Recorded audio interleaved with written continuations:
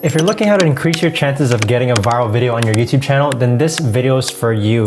Just as a disclaimer, I already know I'm probably gonna get a lot of comments down below saying that I haven't achieved a viral video on this channel yet, but I'm here to tell you, like, you should have a different mindset, just because I feel like the information that I'm gonna say in this video truly is gonna be valuable to you based off of the other channels that I've run, okay? So in all honesty, I'm still working to get a viral video on this channel. Don't disregard me just yet, just please hear what I have to say, all right? Me personally, I've probably had over 200 videos go viral across multiple different channels. And with that, I think what I'm teaching works better for faceless channels, but I still believe that it can work for film channels too. First, I want to define what is a viral video, all right? A viral video is any video that gets roughly 100,000 views, in my opinion. Virality, it is subjective. In other words, another meaning that I have, or definition I have of viral videos, is that it's a video that's in the YouTube's algorithm, okay? So one way to think about this is that a video that's getting 1,000 views every day for the next 7 years technically will turn into a viral video, right? So that's the mindset behind it, in which whether you think viral video means 10,000 views, 100,000 views, a million views, or if it's a video in the algorithm, or if it's basically just getting views period for an indefinite period of time, that is a viral video, and that's the goal of what we're trying to reach within this video. So meanings aside, it doesn't matter all too much what the definition of a viral video is, whatever you want to call it. One thing's for certain though, a viral video equates to money in the YouTube automation space, and that's what we're after. So with that mindset, most people have that mindset that if the video doesn't go viral, the video is ultimately a failure. But I'm here to tell you that this isn't true, and here is why. So specifically in regards to the YouTube automation space, or the faceless YouTube space, you don't have to rely on viral videos, okay? So it's great to have viral videos go off here and there and get a big influx of views, but eventually what happens is that these viral videos might die off, right? So instead you should focus on getting videos into the YouTube algorithm and then staying in there, okay? So these viral videos that you get on your cash cow channels or your faceless YouTube channels, they're great and all, but if you can get a video to stay in the YouTube algorithm for an indefinite period of time, that is a much more sustainable model of YouTube that you can actually be working on. So imagine within the past 28 days, you gained 1 million views from a single video, okay? So your entire channel is relying on that one video, right? 1 million views, one video. Now compare that to having another channel where you gain 1 million views, but it comes from 100 videos altogether, okay? So which one is more sustainable? If that one video, which got 1 million views, gets kicked out of the algorithm, your channel is eventually just gonna fall short. But if you get 100 videos getting around 10,000 views per month each, that does equate to the same amount as that 1 million views per month video, okay, roughly. Depending on the CPM, maybe the CPM might fluctuate ever so slightly, but I'd much rather have 100 videos in the algorithm rather than just have one video in the algorithm. So with this viral video mindset, yes, we're trying to get viral videos within this faceless YouTube model, but it's a lot more sustainable if you do have multiple videos within the algorithm. So viral videos, they're a great payday, and sometimes viral videos stay in the algorithm for years, which is why I want to introduce to you how to increase your chances of getting a viral video, or how to get videos simply into the YouTube algorithm. So these are the multiple different ways that we're going to be coming over: establishing a source, establishing a demand, choosing a remarkable video framework, producing the video, and crafting the title and thumbnail, okay? So first off,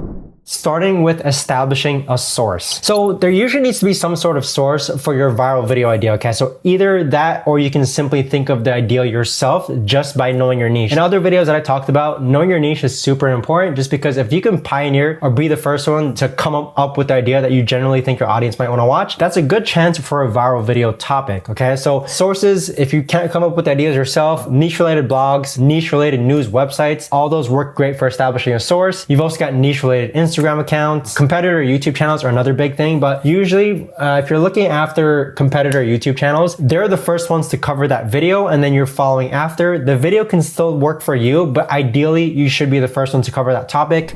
Next, we want to cover the demand. With that, a video on YouTube won't go viral if there's simply no one searching for that topic, or simply no one wants to watch that topic. So this is a big mistake that new YouTubers often make, coming out with videos which there simply is no one searching for that video topic, or no one wants to watch that topic. So the more demand that there is for a topic, the more likely your video has the chance of going viral. So this depends on trends, news, current events, upcoming events. Establish and make sure that there's a demand for your topic first. post. So this can be verified by staying up to date with other niche related YouTube channels, blogs, news websites, Instagram accounts. The videos that they're posting, you kind of have to make like an opinionated judgment in which are they getting views, okay? Is the content that they're posting about getting views in comparison to other content that doesn't get views? So it's ultimately like a comparison thing in which they're posting multiple different types of content covering multiple different types of topics. In comparison to other topics, are they getting more engagement? Are they getting more views? So with that, the channels that you look for, you want to look for channels where the amount of views that they're getting is greater than the amount of subscribers that the channel has. This is a very important concept simply just because if you have a channel with 1,000 subscribers, post a video that gets 1 million views, you know that video is in demand. It's not just based purely on the amount of subscribers that that channel has, because if the number of subscribers, which is that channel has 1,000 subscribers, all of them watch that video that they posted, that video should have only technically gotten 1,000 views, right? So this concept in which a channel posts a video, the video exceeds the amount of subscribers the channel has, that means that that video is in demand, okay?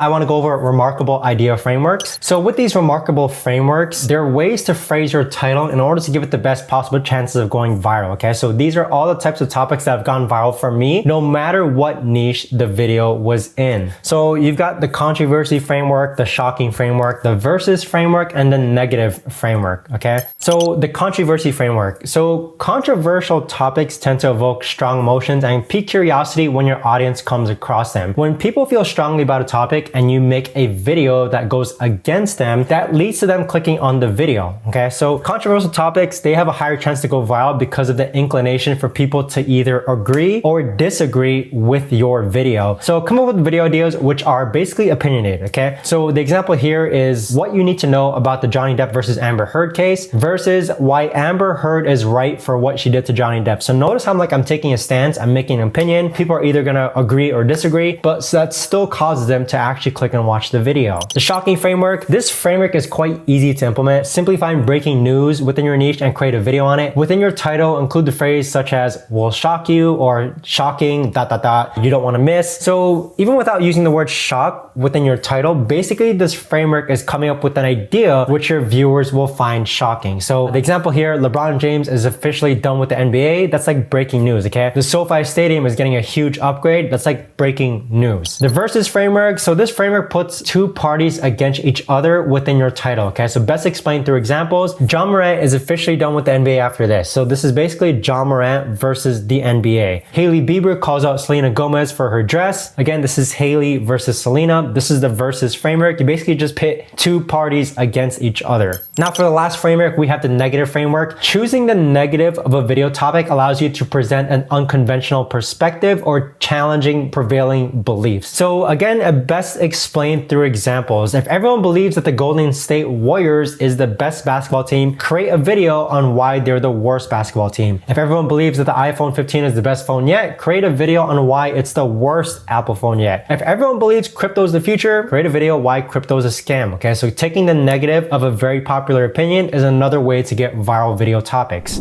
Next, we want to actually produce the video. So where to find the team? If you want to outsource everything, which I highly recommend you do just because you can scale a lot easier, you'll need the core team. Okay, that's the scriptwriter, the voiceover artist, the video editor, thumbnail designer, project manager, and description writer. I get this asked all the time, in which where do I find my team? I find them on Upwork, okay? You can also purchase services from the same exact team that I use at ytsuccess.spp.io. So this is the same exact team I use to create viral videos. You can either order a la carte services or full video creation service from there as well. So with the core Faceless team, you may want to save this page for later, in which this is like the rough estimate I would recommend that you pay for your team. So topic researcher, pay them hourly, $5 an hour. Scriptwriter, less than $30 a script. Voiceover artist, less than $30 a voiceover. Video editor, less than $40 a video edit. Project manager, like $5 an hour. Description writer, less than $3 a description. And thumbnail artist, less than $10 a thumbnail. So for the topic researcher scope of work, you want to come up with unique and creative topic ideas for your channel. Role is optional, okay? Usually with the topic researcher, this is what you usually act as, especially at the beginning. Even to this day, I still act as a topic researcher for most of my channels. And eventually when your channel is up and running, burnout becomes a thing when coming up with ideas. Scriptwriter scope of work, US based or outside the US, it doesn't matter. I've had a ton of scriptwriters and they're from all over the world. Main thing I look for is that they're writing properly. The script is basically legible. Short intros, this is super key just for obtaining that high retention rate within the first 30 seconds. No no fluff material. Main thing also is that your script, it should be broken down into subsections or a countdown to make the video easily watchable. Okay, so this improves average viewer duration. So if you think about any book, blog article, video, it's broken down into subsections so that people can actually digest what they're watching. Voiceover artist scope of work, there isn't much guidelines for this other than to have a voiceover that fits your niche. If you're into stories, maybe write a nice, soothing, easy to listen to voiceover. Pop culture, you want an enthusiastic announcer. Screen recording tutorials, clear, professional, and proper voiceover, right? So no breath sounds, smacks, or unprofessionally edited audio. For the video editor scope of work, you want to make it dependent on your type of channel that you're running, okay? So this is like multifactorial. Not every single video editor is going to be perfect for every single type of niche. Probably the job position that you're going to have to screen the most applicants on. So when you start posting your job listings on Upwork, you're going to have to likely interview a ton of editors to find the one that suits your channel. When I look for video editors, I'm not looking for anything extremely fancy, but I want to make sure that the visuals that they're choosing actually matches what's being said in the video or in the voiceover. Project manager scope of work. This role basically coordinates projects between your contractors. Again, it's an optional position, but essentially you can start off as a project manager yourself, frees up your time. This project manager usually becomes the go-to person for the rest of your team to go to if any problems arise. Description writer scope of work. The description format usually follows like 150 word count, includes as many relevant keywords as possible, has 3 relevant hashtags, and adds in any disclaimers as necessary. Thumbnail artist scope of work. We're not looking for the most complex thumbnail designer. So one thing I want to emphasize is that the creativity plus idea behind the thumbnail is much greater or much more important than the actual complexity of the design. So you've seen very simple thumbnails go viral on YouTube before, okay? Very simple thumbnails. It's not about how complex the design is, but more so the idea. So the idea and concept is much more important than the actual complexity of the design. And again, where to hire people. Upwork is my preferred method. You can try Fiverr, but I haven't had much success in Fiverr. You're gonna need to run through applicants, so you definitely need to post a lot of job listings in order to find the individual that you're looking for.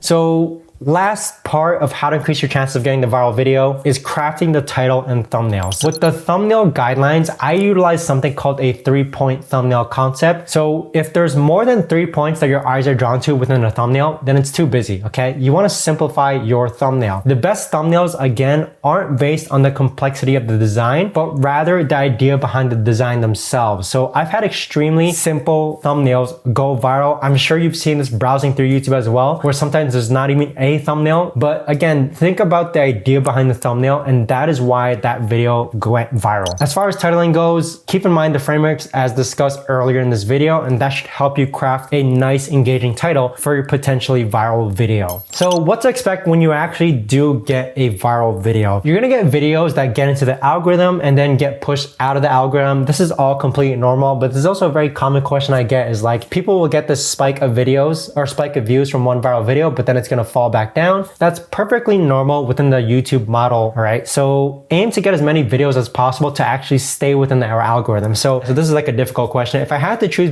between getting a viral video now versus getting a video to stay in the algorithm, I would want to get a viral video now just so I can get that payment now. But still, you can still get a nice balance of both. You can still get a viral video and still have that video stay in the algorithm. That's ideally what you want. But still, if you have a video stay within the algorithm, that's still a win for you, okay? So think of viral videos as like an additive bonus payout. If you get a viral video, you're gonna get a nice payout. But even if you get a video just to get like 1,000 views every single day for the next 3 to 5 years, that's still a nice payout. It's just extended over a longer period of time. And then also believe that if you can get a viral video once, you can get a viral video again. With the team that created your viral video, you wanna make sure that you establish a good relationship with them, just because the team who created your viral video, they're basically proven at this point. They're proven to write a good script, have a good voiceover, have a good video edit. You just need to make sure that you as a topic researcher, or if you hire someone, continues to come up with good topics. So if you're looking to see how to 10x your views on your next YouTube video, you're gonna wanna make sure to watch this video next in order to see how to do so.